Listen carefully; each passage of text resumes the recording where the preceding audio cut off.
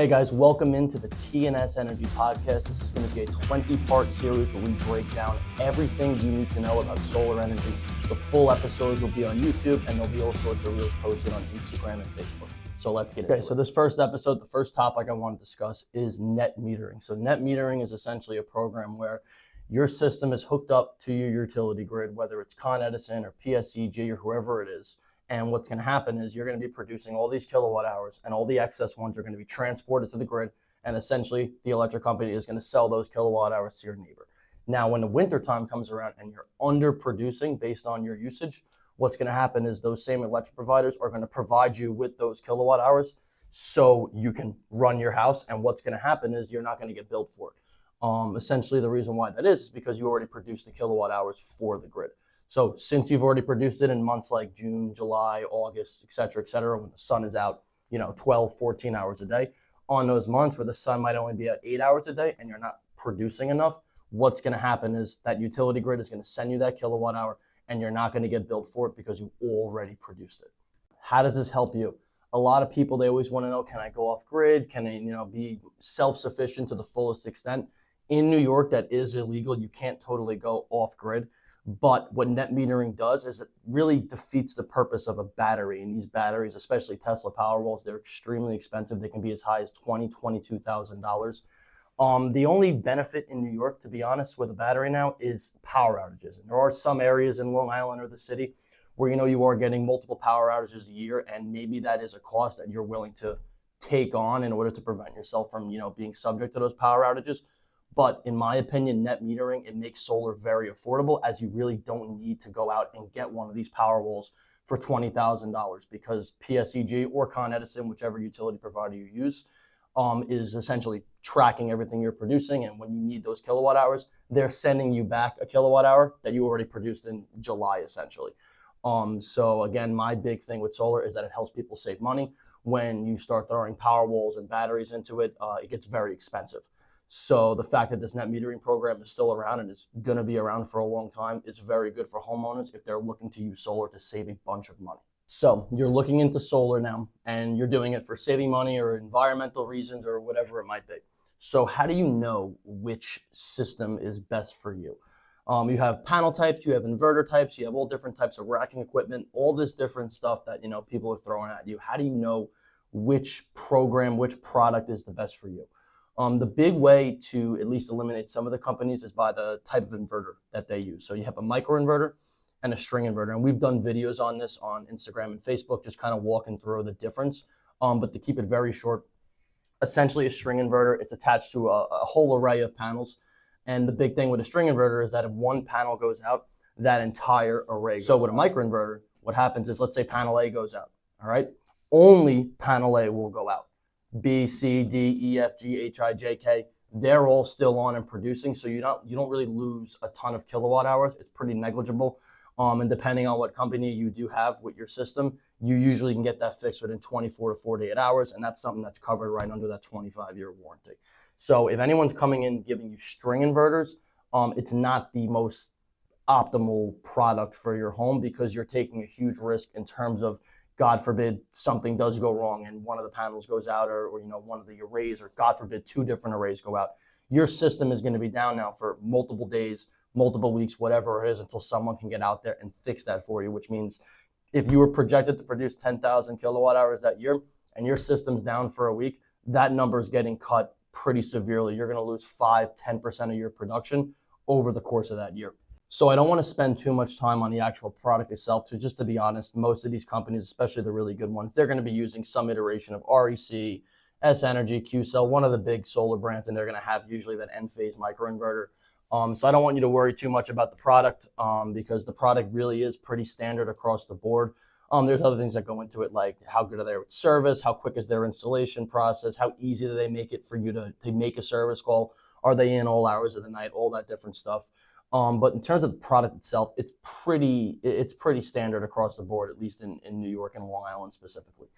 The big thing I want to get into is how you get solar. There's three different ways. You have a lease, you have financing, and you have cash. So cash is honestly the most optimal option because there's 0% rates, 0% interest. but it's a large lump sum cost. So let's use an example. Let's say the system costs $50,000 to make it very easy. 50,000 is a pretty large system, but just to use an easy number, we'll go with that. So the homeowner would outlay $50,000, the full gross cost. Then they have their federal incentive, which is 30% of the $50,000, which comes out to $15,000. And then they have their New York State incentive, which is $5,000, so $20,000 in incentives. They'll get this back next year when they file for their taxes, and it'll net them out to $30,000. The benefit of this is that there's no monthly payment attached to the solar.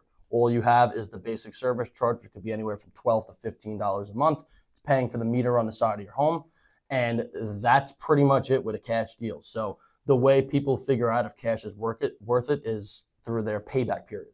So essentially, the homeowner who does cash is going to lay out $30,000 after they get their incentives back. Let's say they were paying $500 a month in electric, so $6,000 a year. To figure out their payback period, how many years of $6,000 does it take to get to $30,000? So if you're paying $6,000 and the rate doesn't change, which is not going to happen, the rate will go up. You're going to have $6,000, $12,000, $18,000, $24,000, $30,000. So in year 5, they're going to save $30,000 worth of electric. That's their payback period. So then everything after year 5 is just gravy. Now you're, instead of paying $6,000 in year 6, you have no payment. Year 7, year 8, year 9, year 10, you have no payment. So that's the real benefit with cash, is once you get past that payback period, you're saving just a boatload of money. And over the course of 25, 30 years, you're probably going to save the most with a cash system. But again, I understand it's a very large lump sum cost to lay out. I'm a big believer in financing, which we're going to get into right now. So financing solar panels, this is my favorite way to go. One, because it's essentially the whole reason, people do solar, to save money right out of the gate. When you do a cash deal, you're in the hole until you reach that payback period. But if you plan on being in a house for, 20, 25 years of the rest of your life, it will make a lot of sense to outlay that, because over that course, you're going to save a bunch of money. But when you do financing, it's essentially a bill swap. So let's say the homeowner's paying $300 a month. What they'll do is they'll take out a loan with a bank or even the state. We'll start with the bank first, traditional financing. And let's say that payment for that loan is $200. So now what's going to happen is that system that you're paying $200 a month for, let's say 20 years, that $200 is now replacing the $300 you were paying the PSEG. Now the $200 has that fixed 20-year term, sometimes 25 years, but it has that fixed, let's use 20, so 20-year term, and you replace your PSEG bill, which is going up 2%, 4%. This year it went up 12% on those rates. So as you're locked in at that $200, that rate with PSEG or Con Edison is slowly creeping up. And that gap between $200 and what your electric bill would be keeps increasing. So if people are just looking for hey, I want to save a little bit of money, the financing is the easiest way to go. You have to get approved for it by the lender. But if you're financing, it's essentially a bill swap. So in this example, the homeowner went from $300 on an ever increasing rate with no fixed term to $200 a month that's locked in and has a fixed 20-year term. So that's where you start to see, hey, day one savings, I'm saving $100 a month year 1. Year 20, I'll probably be saving $250 a month. And then after year 20, I have no payment on it. So I like that option. It's very affordable for homeowners, and it's a very easy way to just cut costs on your electric bill. There's not a lot of projects out there or different, let's say essential costs like groceries or your gas bill or really anything, your mortgage, where you can actually cut the cost without putting any money out of pocket. In this scenario, this is one essential cost, your electric bill, that you actually can do that with. So I always try to steer homeowners towards some sort of financing. It's just the easiest way to start saving money with solar on day one. Now with traditional financing right now in all markets, whether it's the mortgage markets, the solar markets, the auto loans, the rates are elevated. So essentially that gap where maybe if you were paying $300, you might be able to get $150. Now you're getting, hey, I was paying $300, but this loan's for $200. And that's simply because the interest rates are 7, 8, 9%, still, much less than what you're paying to the electric company. But these traditional financing, lenders, whether it's a Sungage or a Mosaic, their rates are, they're very high. So my favorite program is the New York State program. One, it's only a 15-year term. And the rate is as low as 3.49%. So especially with homeowners that are like, hey, I want to buy this in cash. I just want to, cut you guys a check, no monthly payment, and get this up my roof and start saving money. I will always try and steer them towards the state program, because I mean, you can take that same cash investment that you're going to make in solar, put it into, I don't know, a mutual fund, or put it into the S&P, and you'll make more than 3.49%.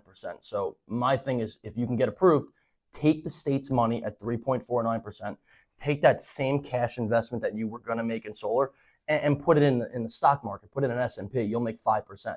So if you can get approved for the state program, I would really not recommend cash. If you can't and you have to get a 9% loan for solar on a 20 or 25-year term, makes a little bit more sense to outlay the cash and just, have no monthly payment, no loan whatsoever.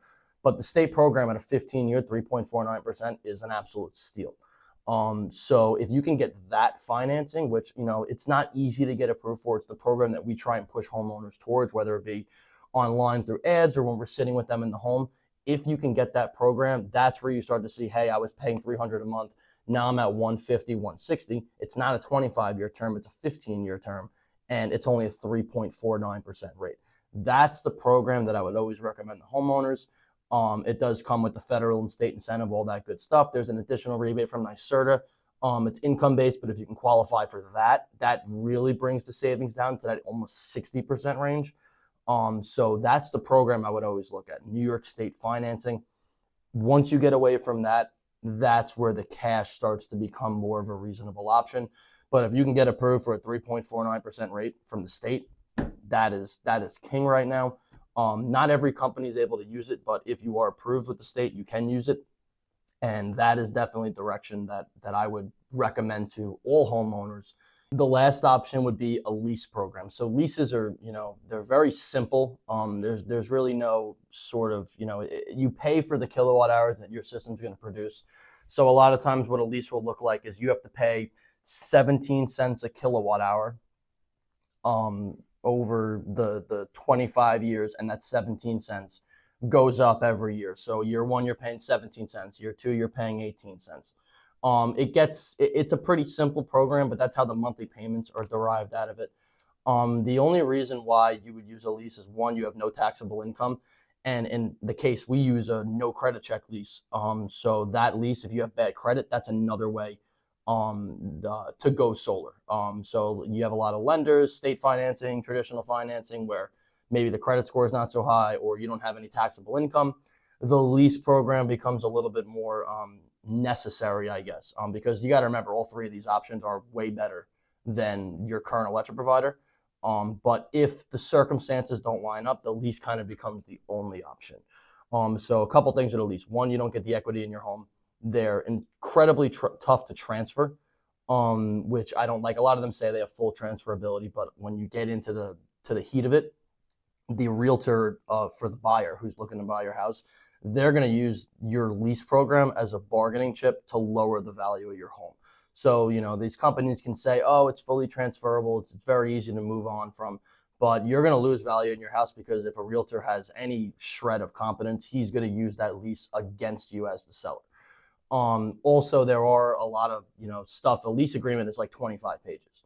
So there's a lot of stuff in those agreements that you got to be careful for. Number one, that transferability, because a lot of times what will happen is you go to transfer it and you got to deal with the solar company that holds the lease. Essentially, they have their lien holder, they have the solar company, and then you have the homeowner. A lot of times they'll make you prepay the remaining years of the balance or of the term, and that could be $80,000, $90,000, $100,000. So the lease program is not something I recommend. Now, if you have bad credit and your electric bill's high, that's one thing. But if you have the option to finance or potentially buy it in cash, I would 100% go that direction. I would avoid the leases unless that's your best option. We do deal with homeowners who they don't have a good credit score. They don't have any taxable income, which means they really can't utilize those federal and state incentives, and they're paying $500 a month. So a lease starting at $250 a month with no credit check might make a lot of sense for them. But if you're a homeowner with a 730 credit score and you guys have taxable income, financing or cash is the way to go. Even traditional financing with an 8% loan, that's also much more preferable to going with a lease. So it's my least preferred option. It's less than, it's way better than PSEG or Con Edison. But if you're kind of nitpicking on which one is the best of the three options to go solar, lease is definitely, third on that list. So if you have the credit score, you have the income, like I said, make sure you're looking to finance or buy the system outright. Don't lease it unless you have to. So that's pretty much it, guys. This is episode 1 of a 20-part series. So 1 down, 19 to go. We're going to keep going through this information. We're going to try and keep them short and sweet. This will be posted on YouTube. This will also have some reels being posted on Instagram and Facebook and whatnot. If you are interested in solar and are looking for more information, phone number, website, contact us. We'll try and get you into the best program. And yeah, that's about it. We'll see you next week.